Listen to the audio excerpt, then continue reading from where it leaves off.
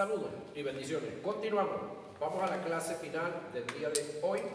Las armas con las que cuenta Satanás. Vamos a ver qué armas tiene este individuo, con cuáles cuenta. Alguien decía que este ser es un ser desarmado, ¿sí? Pero como, no sé si nosotros, los que estamos aquí, nos hemos recordado algunos intentos de invasión que hemos tenido nosotros desde el punto de vista militar, hablando desde el extranjero.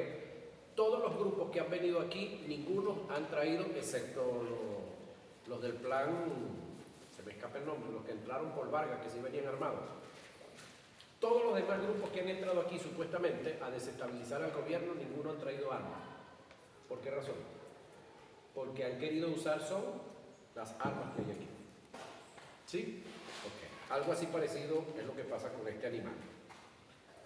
Desde el punto de vista bíblico, Satanás no tiene armas.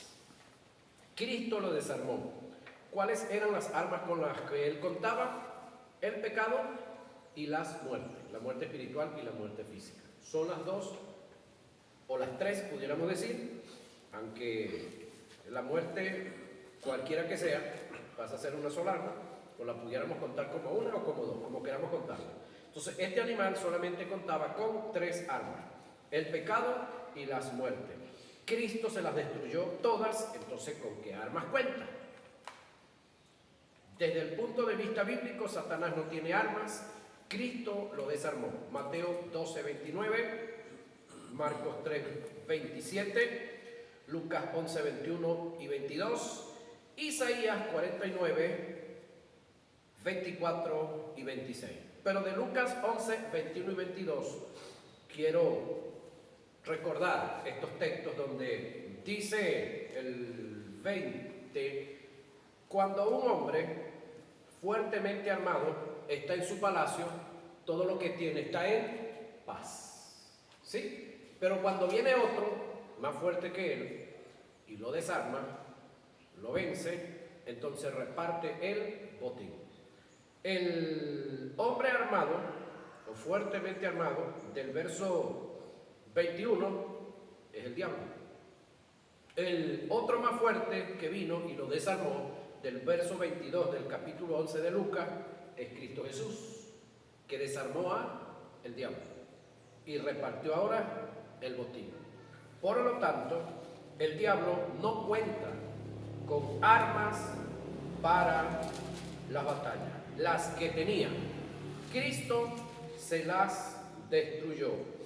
Entonces, decir ahorita que el diablo es el hombre fuerte es un garrafal y grave error. El hombre fuerte ahorita tampoco es Cristo, porque ese poder que Cristo tenía, él se fue por el cielo y no se lo llevó. ¿Por qué no se lo llevó? Porque allá no lo necesita. ¿Dónde se necesita el poder de Cristo ahora? En la tierra. Por lo tanto, se lo dejó a su iglesia. Entonces, si hablamos de que alguien ahorita es el hombre fuerte, es la iglesia. Eres tú y soy yo. Entonces, el diablo fue, tiempo pasado, el hombre fuerte. Capítulo 11 de Lucas, verso 21. Pero él fue desarmado. ¿Sí? Ahora, pasó a ser fuerte el que desarmó al que estaba armado. Pero ese poder se lo deja Cristo a la iglesia para que se defienda. Pero si la iglesia no conoce, no sabe qué es ese poder, pues es como si no lo tuviera.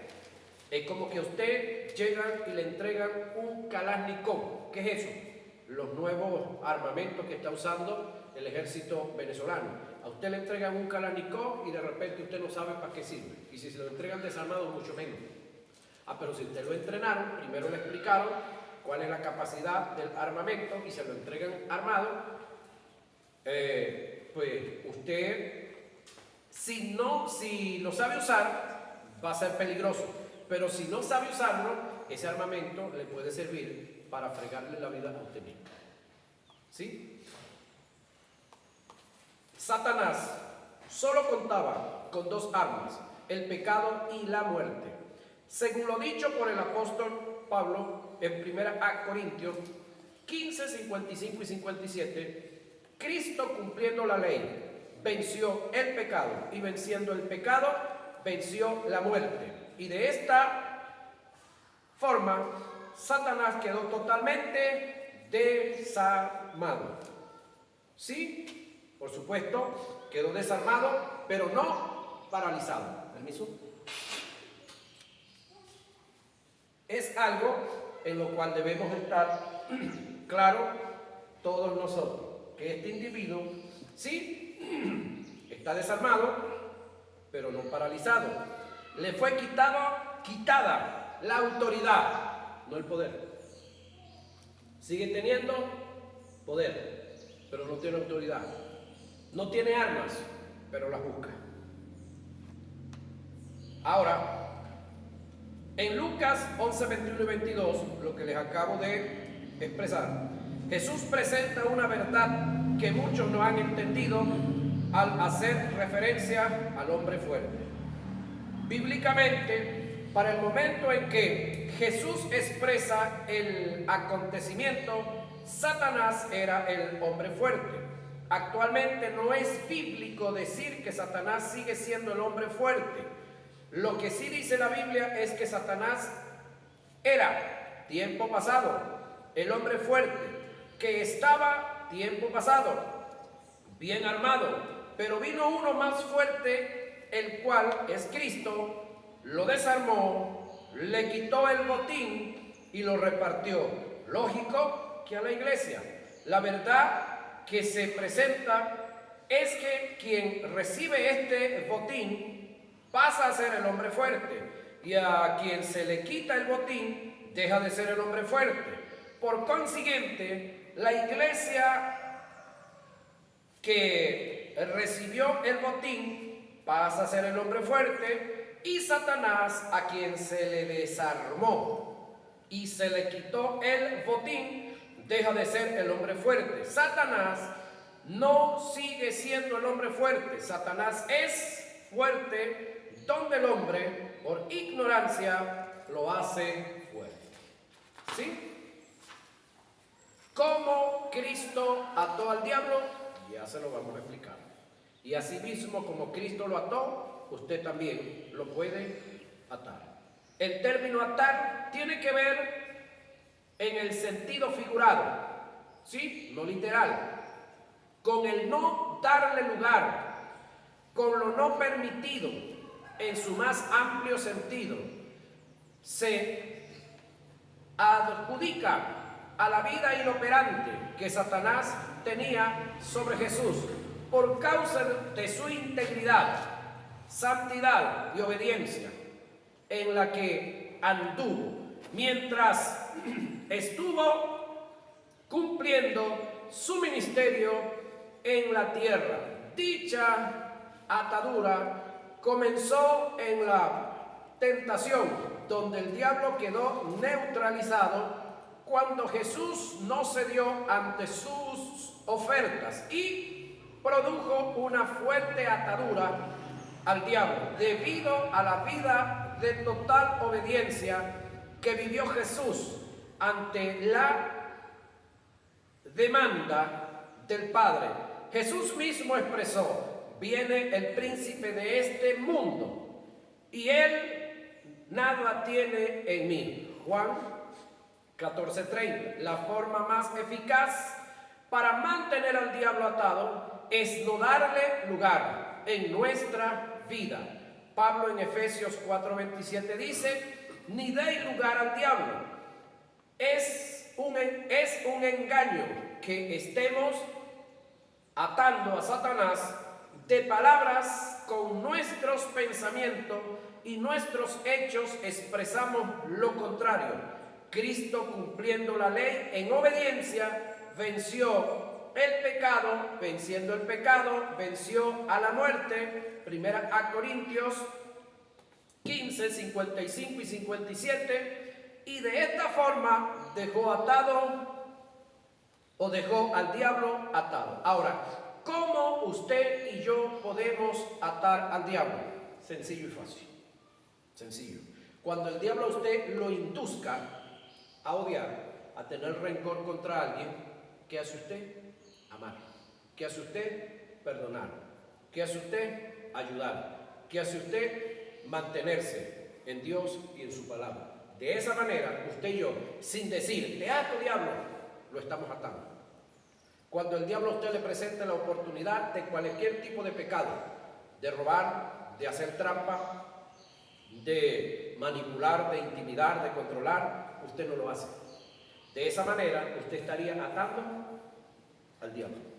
¿En dónde? En usted. ¿Sí? Cada vez que usted tiene la oportunidad de cometer cualquier tipo de pecado y usted no cae en esa, usted tiene la oportunidad de atar al diablo en usted. De esa manera, usted se mantendría como el hombre fuerte y el diablo seguiría siendo débil.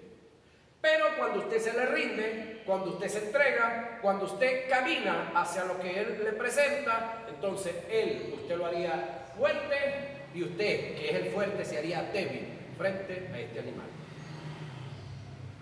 ¿Estamos aquí? Amén. Entonces entendamos la manera, no es lo que nos han dicho, no es lo que nos han enseñado, que con palabras y dichos, como hay una tradición, yo no sé si por aquí llegó esa tradición, que cuando usted iba por un camino y comenzaba la llorona a pegar sus berrinches ahí, o el silbón a silbar, no sé cuántos de los que están aquí vieron la leyenda del silbón, ¿qué le enseñaron a usted que tenía que hacer? Decir vulgaridades, improperios, insultos y todo tipo de palabras. ¿Usted cree que eso está bien? Eso lo desata más y se alegra más y cada rato le va a salir. ¿O no?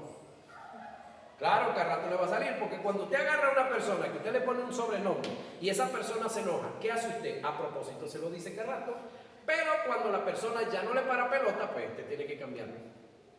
¿O no? Bueno, si en el mundo natural, psíquico, funciona de esa forma, en el espiritual también. También. Entonces, ¿de a dónde inventaron que para espantar un demonio, para espantar uno de estos espantos de la sabana, hay que comenzar a decir groserías, vulgaridades, improperios? No sé quién lo inventó. En la Biblia no está eso. En los libros que leía Rafaelito tampoco están. Ok. Entonces, eso es lo que se conoce como tradición y que luego se hace ley, pero una ley oral, una tradición oral. No está registrada en ningún libro, pero oralmente se lleva. Y para algunos tiene que hacerse ley.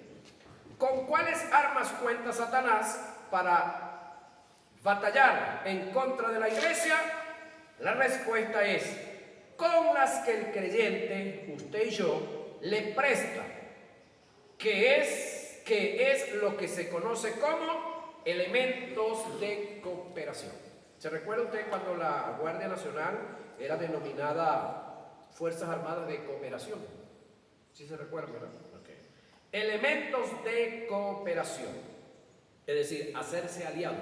No eres de ellos, pero eres aliado.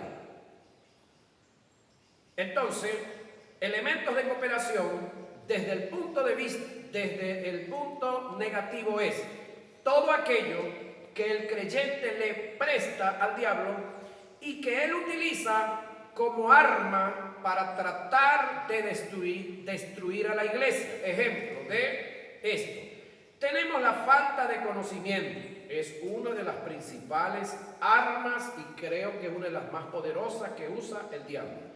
Falta de conocimiento. Luego, por falta de conocimiento, entonces tenemos temor, duda, confesiones negativas, cualquier tipo de resentimiento como odio, celo, envidia, raíces de amargura, que traen como consecuencia falta de perdón, ira, enemistades, pleito, contienda, disensiones, falta de unidad, crítica, difamación, censura, inmoralidad sexual, entre otros. Es decir, cuando usted o yo nos movemos en cualquiera de estas ondas, como dicen los argentinos, entonces nosotros andamos en cooperación con las tinieblas.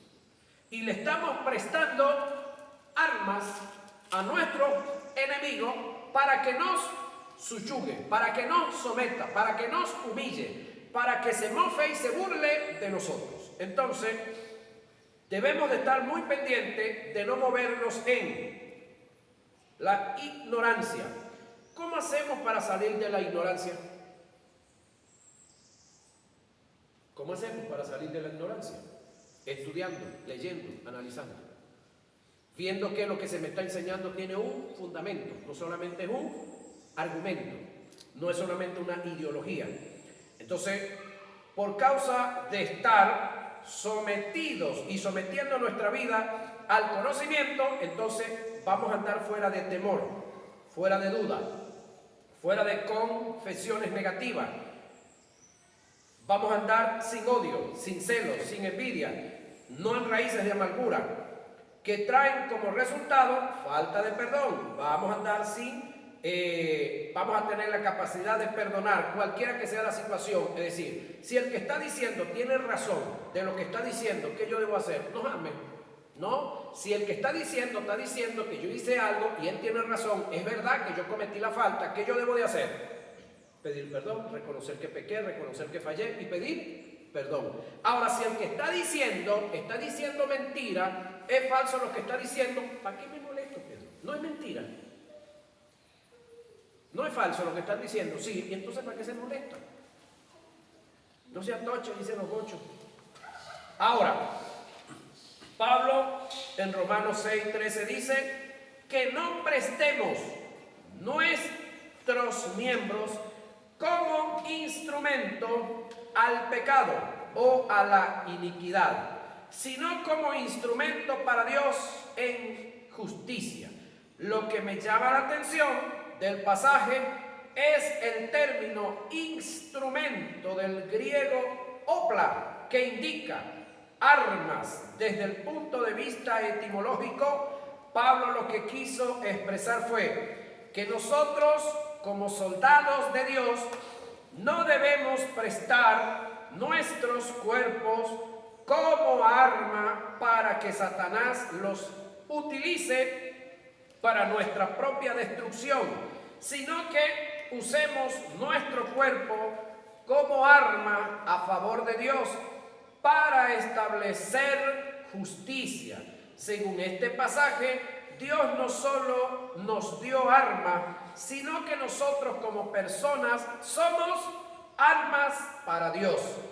Si nos decidimos a vivir una vida en el fruto del Espíritu, mantendremos al diablo atado y desarmado. Entonces podremos decir con propiedad lo que dijo Jesús: viene el príncipe de este siglo y en mí no tiene nada. Es decir, yo no le estoy prestando mi cuerpo como arma a este animal. Sus limitaciones, así como Satanás tiene sus derechos, tiene también sus limitaciones. Es bueno conocer sus derechos, pero también es bueno conocer sus limitaciones, sus capacidades. No es omnisciente ni omnipotente. No es omnisciente, pero puede controlar tu mente.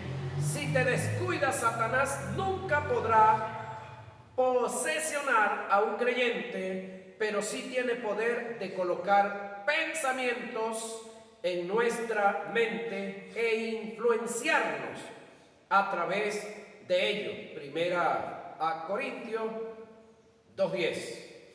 No, el término omnisciente quiere decir que el diablo no está en capacidad de saber lo que tú estás pensando. ¿Sí? Sin embargo, hay ocasiones en las cuales el diablo puede llegar a saber lo que nosotros estamos pensando. ¿Sabe cuándo, Pedro? Cuando el pensamiento que tenemos aquí nos lo metió él. Es de la única manera que el diablo pueda saber lo que estamos pensando. Cuando el pensamiento que está aquí lo metió él. Pero mientras los pensamientos que están aquí no los ha metido él, estamos blindados. ¿Sí? Ahora, El diablo conoce del mundo espiritual. Amén. Pero no sabe de espiritualidad. ¿Cómo así? Usted ora un día en lenguas angelicales, pero que sea orar en lengua de verdad. Que no sea repetir lenguas aprendidas porque se las escuchó a otro o inventadas. Que sea orar en lengua genuino. Ese es un conversar de tu espíritu con Dios. Eso nunca jamás lo va a entender el diablo. Aunque es un ente espiritual, un ser espiritual, pero no conoce la espiritualidad. Pregunto yo, ¿había visto el diablo los escritos de que Cristo al tercer día iba a resucitar? Claro. Conocía muy bien y conoce muy bien la Biblia. Pero parece bien bruto este animal. Porque cuando toma a Jesús en sus manos, se empeña y le da hasta matarlo. Si fuera inteligente, no lo hubiese matado. Todavía usted y yo estuviéramos perdidos. Pero el que él se ensañó y mató a nuestro Cristo, le llevó a que 3 días después, entonces ese nuestro Cristo ahora pudiera tener todo poder, toda autoridad y todo señorío, y de ahí en adelante el diablo no iba a poder jamás, nunca tentarlo. ¿Vio que conoce espiritualidad? Conoce el mundo espiritual, es espiritual el individuo, pero no conoce los resultados reales de la espiritualidad. ¿Sí? Cuando usted es atacado por él y usted se escuda en Cristo, se abraza a la palabra, se somete a Dios y a su palabra, los resultados buenísimos van a ser para usted. Y después usted va a andar testificando de que el diablo lo acosó, lo acorraló, lo pateó, lo pellizcó, lo mordió, pero usted lo venció. ¿O no? Entonces, si el diablo no hiciera eso con usted, usted no tiene nada que testificar. ¿Se entiende eso, verdad? Pareciera como cosa de loco, ¿verdad? Pero lo que él hace. Ahora, no es omnipresente, pero tiene un ejército que está activo y presente en todas partes. Pero el tipo no es omnipresente. Estas son propiedades únicas de Dios en el conjunto de la deidad. No es omnipotente, pero es un ser sobrenatural. Tiene un poder que es devorador y violento, con el cual mata, hurta y destruye. Si te descuidas, te puede hacer daño. Primera de Pedro 5:8. Satanás nunca podrá operar, oiga lo que viene, en nuestra contra en una forma desapercibida. Es decir, Satanás no puede planificar un ataque contra cualquiera de nosotros sin que desde el mundo espiritual del bien estén enterados totalmente de todo lo que el tipo está tramando. ¿Copia esa?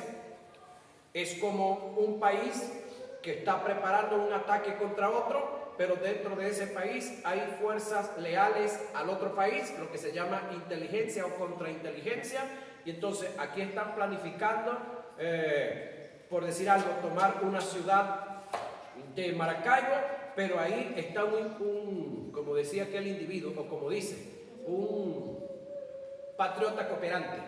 Entonces, mientras ellos planifican y hacen todo aquí, el patriota cooperante escuchó todo y después informa.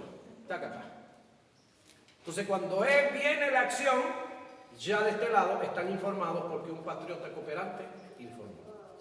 Ahora, cualquier ataque que venga de Satanás en tu contra, Dios te lo va a revelar por el Espíritu, a través de un don espiritual, sueño o ángeles. Hechos 20:23. A continuación vamos a dar algunos ejemplos. El caso de Eliseo y el rey de Siria, en el cual Dios le reveló la emboscada que había planeado en su recámara. Segunda de Reyes 6, 8 y 12. Otro de los casos es el de Herodes y la matanza de los niños, con la cual atentó en contra de la vida de Jesús. Pero Dios, por revelación y sueño, advirtió a los reyes sabios que no regresaran ante Herodes. Y a José también le reveló el atentado que venía en contra del niño. Mateo 2, 12 y 14. Y por causa de esta advertencia que fue tomada en cuenta, Dios preservó la vida de Jesús y también preservó a Israel, allá en Reyes, Segunda de Reyes 6, 8 y 12. Cuando Dios te revela algún ataque de parte de Satanás o un peligro por causas naturales, no es para que te resigne, es para que lo resistas en oración. Es decir, tú tienes una información de parte de Dios por algún medio que Él te ministra y te dice: Junior Quintero, el día tal, o no te dice día, pero sí te dice el ataque que viene de parte del diablo sobre ti. Eso es para que tú te resignes y para que tú digas: bueno, si ya Dios me lo mostró, ese es porque viene, y bueno, que venga, aquí está el lomo para llevar palo. Entonces, ¿eso es para qué? Porque si Dios lo muestra, es porque se puede impedir. Entonces, ¿para qué? Para que yo ore, para que yo me autoministre y para que yo busque entre mis amigos y les echo el cuento y les digo: mire, el diablo está planificando esto, esto y esto y esto por ahí, vamos a orar, porque no nos resignamos a los ataques y a la planificación que el diablo tenga en contra de nosotros, en contra de nuestra familia o en contra del ministerio o en contra de algún hermano. Es decir, si Dios lo muestra, es para que se interceda, es para que se pueda evitar en lo posible. Me llama mucho la atención el caso registrado en Hechos 21, 4 y 12, que tiene que ver con una revelación que vino a Pablo por el Espíritu Santo. Al parecer no era la voluntad de Dios que Pablo pasase las tribulaciones que se le dieron en Jerusalén.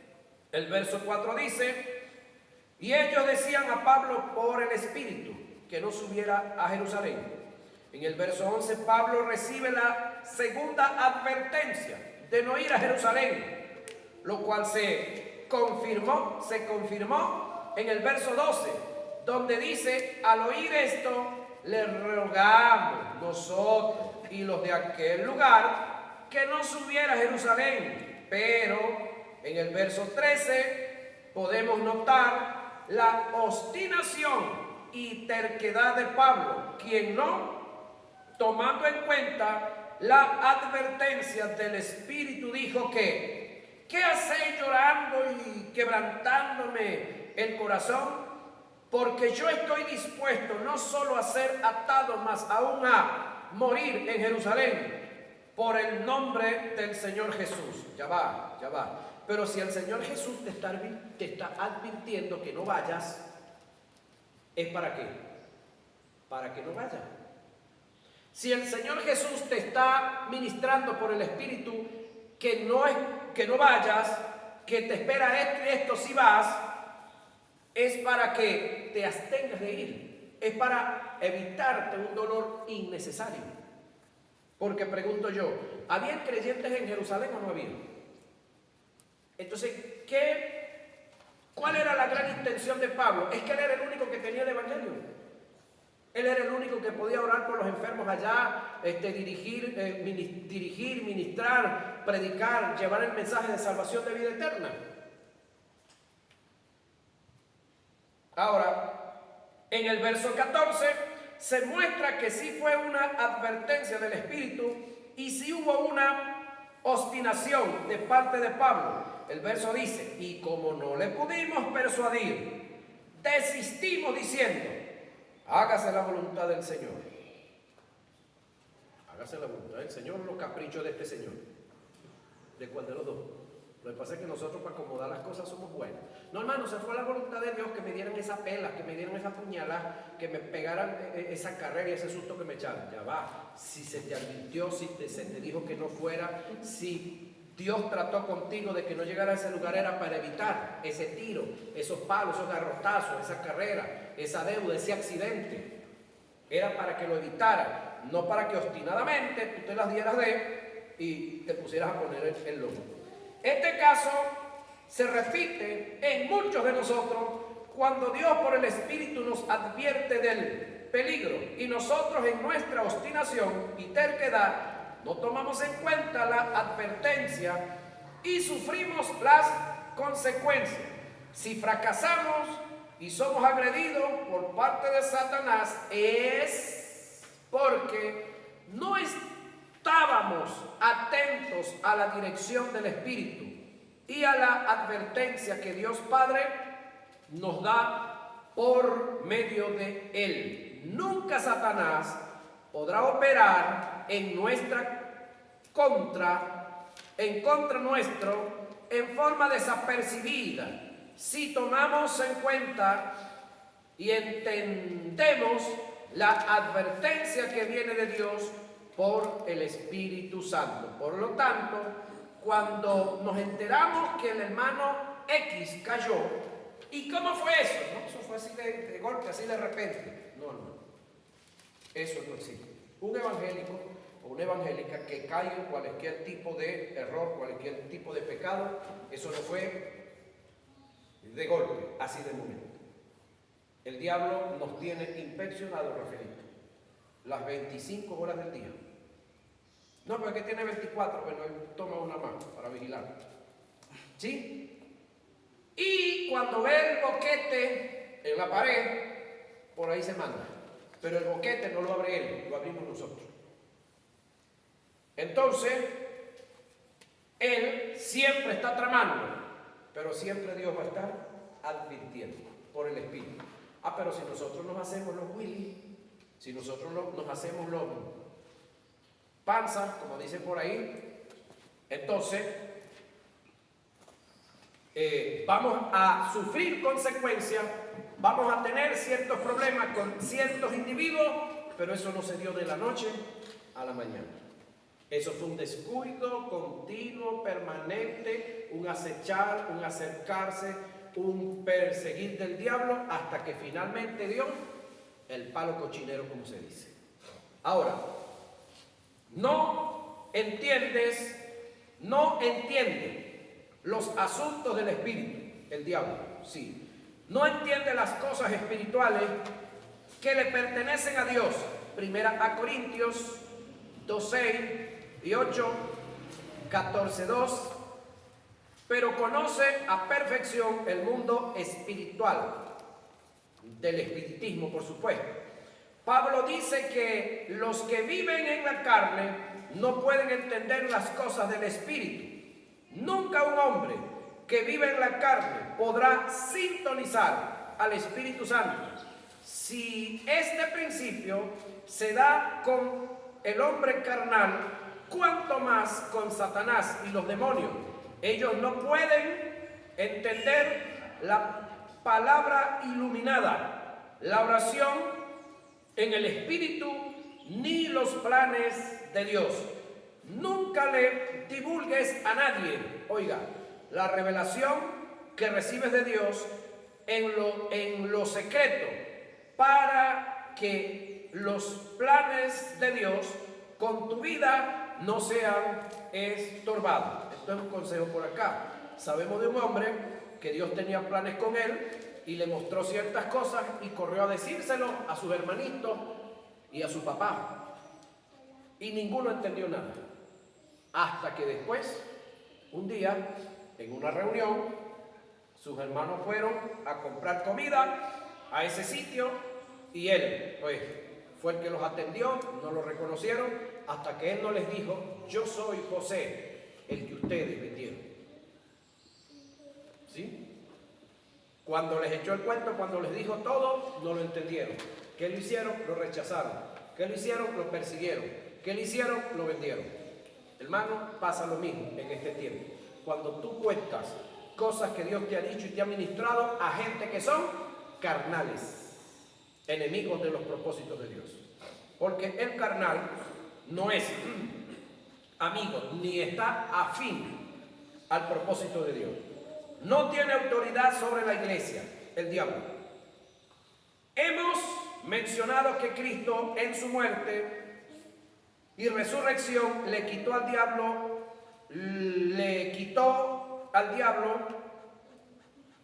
no el poder, sino la autoridad. Satanás sigue teniendo poder, lo que no tiene es autoridad para desatar el poder que sí tiene y sigue teniendo. Entonces,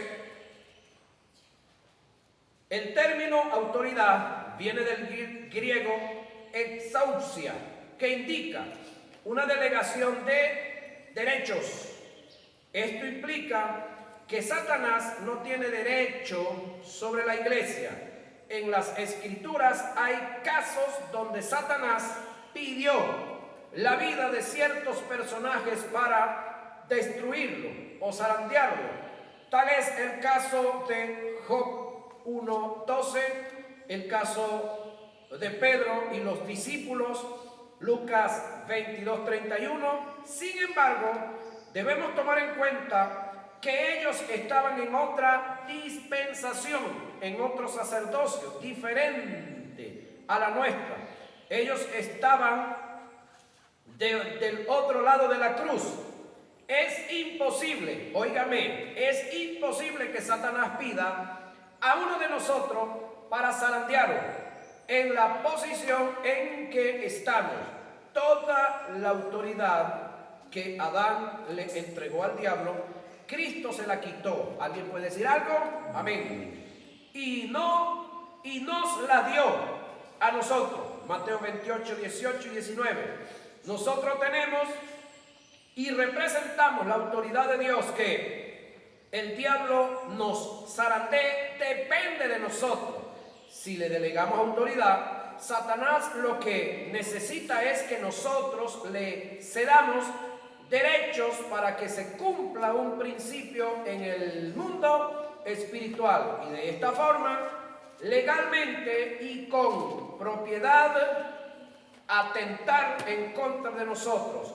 Por esta causa, Pablo dijo, ni deis lugar al diablo. El término lugar del griego es topo, de donde se deriva el término castellano topografía, que tiene que ver con el análisis y el estudio de un terreno. El término topo que Pablo utilizó, llevándolo al castellano, es terreno.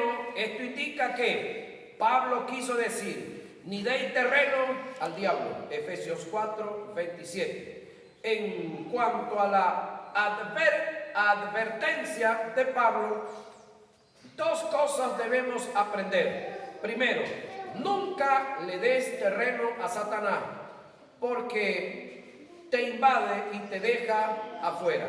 Segundo, no te metas en su terreno, porque pierdes el derecho de ejercer autoridad sobre él.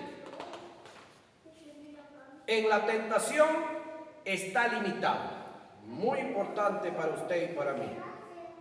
Cuando desglosemos a Satanás como tentador, daremos mejor detalle de la tentación y lo que implica. Características y operaciones de Satanás, enemigo. Esa es una de la cual debemos estar muy claros. Es enemigo, pero es nuestro segundo gran enemigo, no es el primero. En lo espiritual, sí, es nuestro primero gran enemigo, pero en la realidad real es nuestro segundo enemigo. Satanás es y será tu peor enemigo. Mateo 13, 25, Lucas 10, 19. Y la razón por la cual te odia es porque tú estás sentado en el lugar que él siempre quiso estar. En Cristo estamos sentados a la diestra del Padre. Por esa razón te odia y está a la espera de que le des una oportunidad para malograrte. Ahora, esas oportunidades las tiene el diablo mientras nosotros estemos en vida. Por esa razón, solamente mientras estemos en vida, él puede hacer lo que puede hacer. Sí, una vez que físicamente nosotros muramos, olvídese, nunca más podrá hacer nada. Permiso. Ahora, Mientras estemos en vida, vamos a estar batallando siempre. Mientras nosotros no hayamos sido glorificados al nivel que Dios muy pronto lo hará, Él lo estará haciendo. Ese individuo es ladrón. Sin embargo, en cuanto a la característica de enemigo, Satanás nos ofrece mucho, te da poco y luego te lo quita todo. Nunca esperes un favor de Satanás si no le das algo a cambio. Nunca te confíes de él. Es traicionero, astuto, sutil y sagaz. Satanás es tu peor y más grande enemigo, por supuesto en lo espiritual. Primera de Pedro 5:8. Ladrón, Juan 10:10. Hay una gran diferencia entre lo que es hurto y robo. Robar, llevarse algo que no es de nuestra propiedad, usando la violencia. Es el acto de violentar una propiedad y llevarse lo que está dentro. Eso es robar. Hurtar es el acto de llevarse lo que no es de nuestra propiedad sin usar la violencia. Es cuando se me da plena confianza y abuso de ella, aprovechando para tomar lo que no es de mi propiedad. El término hurtar fue usado por Jesús para referirse a Satanás, ya que él nunca podrá tomar lo que es mío a menos que yo le dé lugar y le abra una puerta que le permita entrar. Amén. Destructor, devorador. Juan 10:10 y Primera de Pedro 5:8. Eso lo vamos a ver, Dios mediante, señoras y señores, en nuestra próxima clase. ¿Sí? Página 24.